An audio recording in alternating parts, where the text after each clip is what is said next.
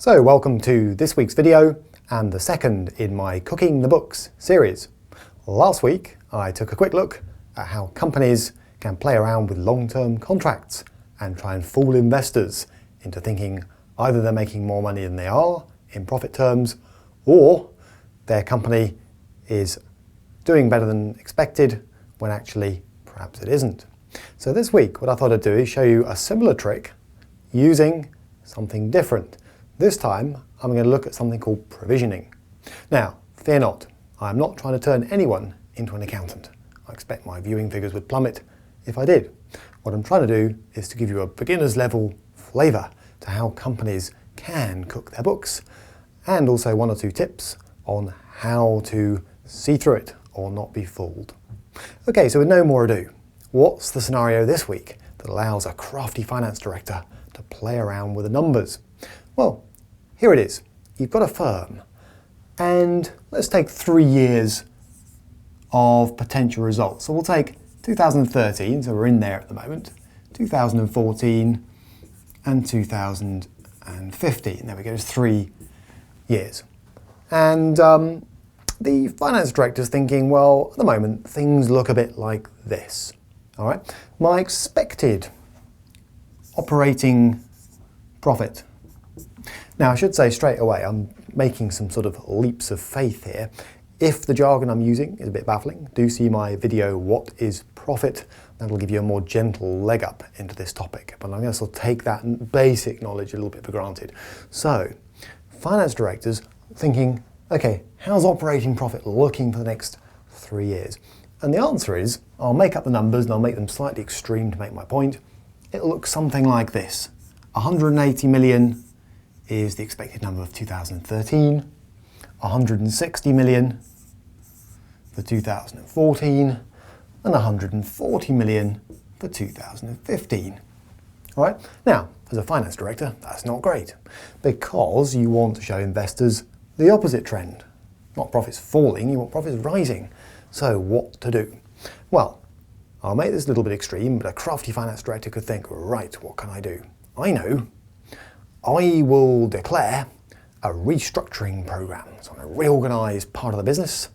Okay, that will incur quite a few costs, £80 million worth, let's say, over the next couple of years or so. And accountants say, well, you need to be prudent. If you know you're going to incur £80 million of restructuring costs, and you know that now, you ought to book those costs against profit, so that when the costs come through, you can cushion the blow for your shareholders. So in other words, so they don't get a nasty shock when those massive restructuring costs come through, you should kind of flag them now by tucking away a bit of profit, and you can, it's called creating a provision for the techies out there, and you can then release that provision back against profits to smooth out the effect of this restructuring. Okay? Now, a crafty finance director might think, aha, okay, so let's book the restructuring costs. I'll just call them restructuring costs, are costs of 80 million now in 2013 in anticipation of reorganising, restructuring bits of the business in the future. Okay? And that reduces the current profit after those costs to more like 100 million. All right, and we'll assume that this is all in pounds sterling, for argument's sake. Okay, it's the principle rather than the currency that matters. Now, here's what happens next. Okay, some restructuring duly takes place in 2014. Let's say the finance director incurs, okay, so there's your restructuring costs provision, as I'll call it, setting aside a bit of profit now for costs that will come through later, and then some of those costs start to come through. But here's the trick. So in 2014, let's say, the actual restructuring costs themselves start to come through. Well, let's say that's 40 million in 2014. All right, so we make our operating profit of 160 million, and we've got these restructuring costs of 40 million coming through. So what the finance director does is say, that's all right, I've provided for those last year.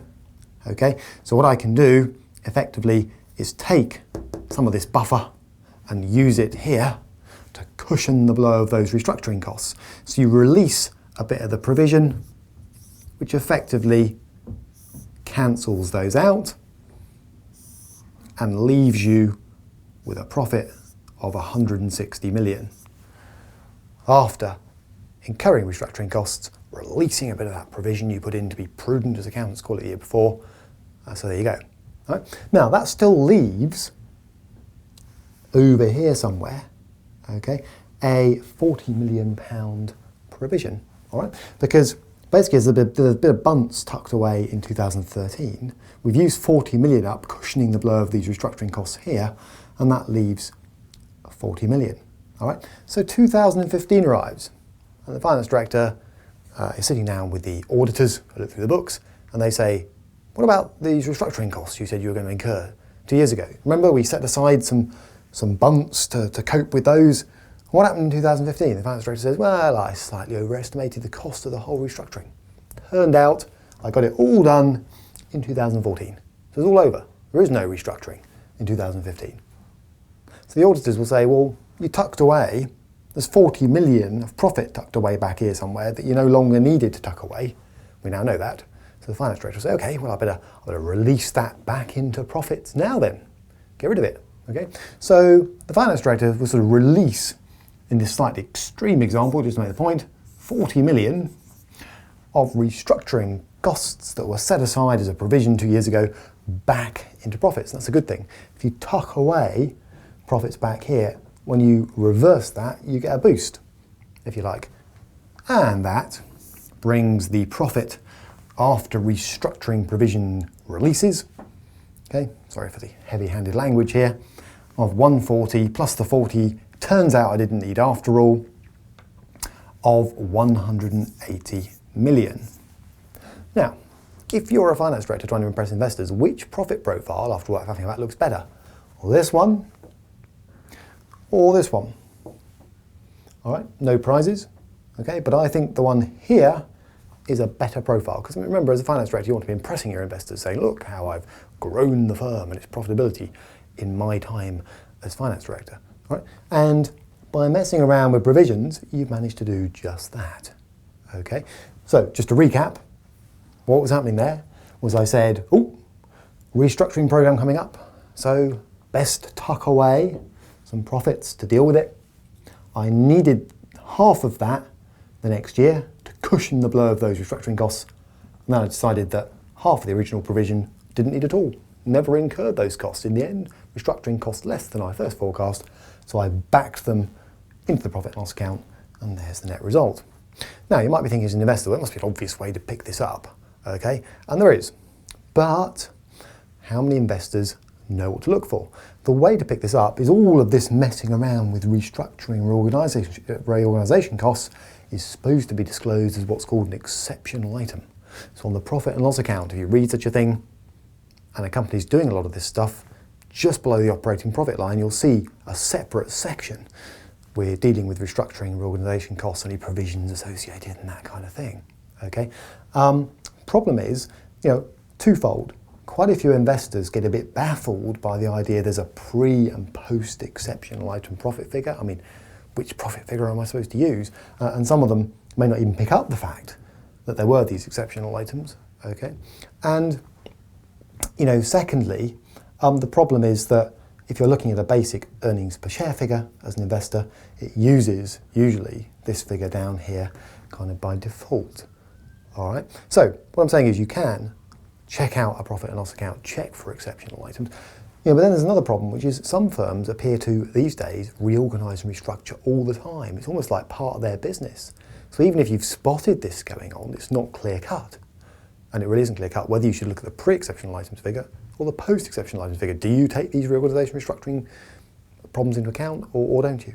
Okay. So, there it is. My advice would be a good test, if you're presented with a profit profile like this, is always take a look at what's happening to cash flow at the same time. If you're seeing profits rising, but cash flow falling, okay, sort of cash flow from operations, your free cash flow, as I call it in another video, falling, then maybe the directors are being a little bit too clever for their own good in the profit and loss account. All right? So there you have it. A little bit of a techie one, but hopefully not too bad. That is number 2 in my Cooking the Books series, I'm just trying to give you a flavour for some of the things that finance directors can do to slightly pull the wool over your eyes as to exactly how profitable a firm might be and exactly which way profits are really going. I'll look forward to seeing you in the next video.